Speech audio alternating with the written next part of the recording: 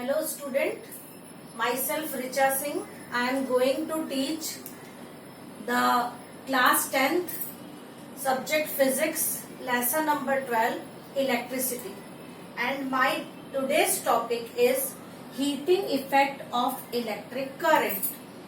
Okay, so for understanding this topic, first of all see this figure.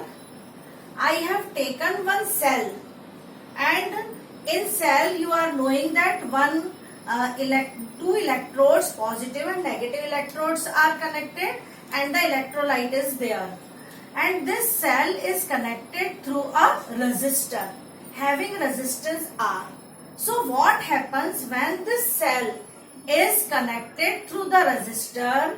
The chemical reactions takes place inside the cell, and due to the chemical reaction the potential difference is developed between the two terminals of the cell, and as the potential difference is developed, the current is passing through the conductor due to the motion of electrons, and as the current is passing through the conductor, the resistance gets heated. On passing the electric current through the cell, the resistor gets heated. This effect is known as heating effect of electric current. So we can understand in simple definition form what is the meaning of heating effect of electric current. That is, when electric current passes through a high resistance wire. Suppose here the resistance we have considered having resistance R gets heated. This is called heating effect of electric current. So in simple way, by passing the electric current, when the resistor wire gets heated, it is called heating effect of electric current. Here see what is the basic phenomenon takes place here. Simply the electrical energy is converting into heat energy. Okay. Now based upon this effect, we will understand the Joules law of heating. Okay. So for understanding the Joules law of heating, we will again consider this circuit diagram. See the circuit diagram that you have already studied in Ohm's law.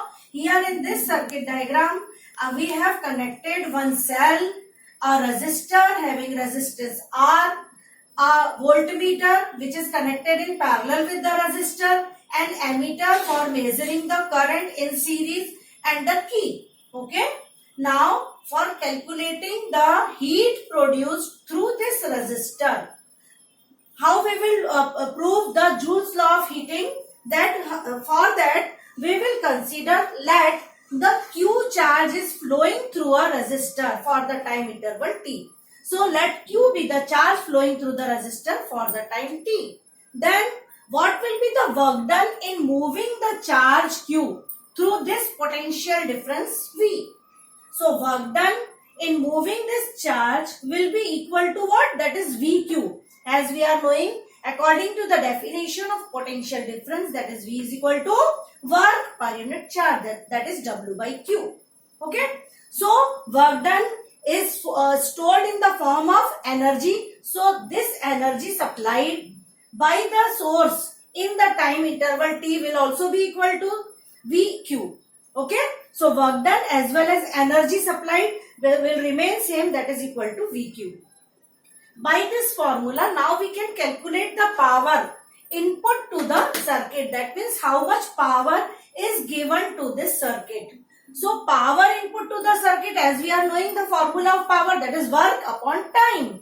So work done already we have calculated, that is VQ upon time T, and Q by T, that is equal to current I. As we are knowing that current I is equal to flow of charge per unit time. So I is equal to Q by T. So power input to the circuit will be equal to VI.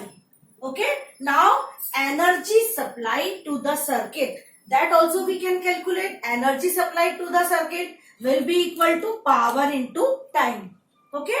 So power we have already calculated, that is VI. So we will put the value of power, that is VI into T. So energy supplied to the circuit will be equal to what? That is VIT. Okay. Now we will calculate the heat energy gets dissipated in the resistor in terms of heat. So how much heat energy gets dissipated through the resistor will be equal to VIT. And by Ohm's law we are knowing that V is equal to IR. By Ohm's law, that is equal to V is equal to what? IR. So in place of V, what we have put here, V is equal to IR. IR into I into T, that is equal to I square RT. So heat energy dissipated will be equal to H is equal to I square RT. This formula, that is H is equal to I square RT, is known as Joules law of heating.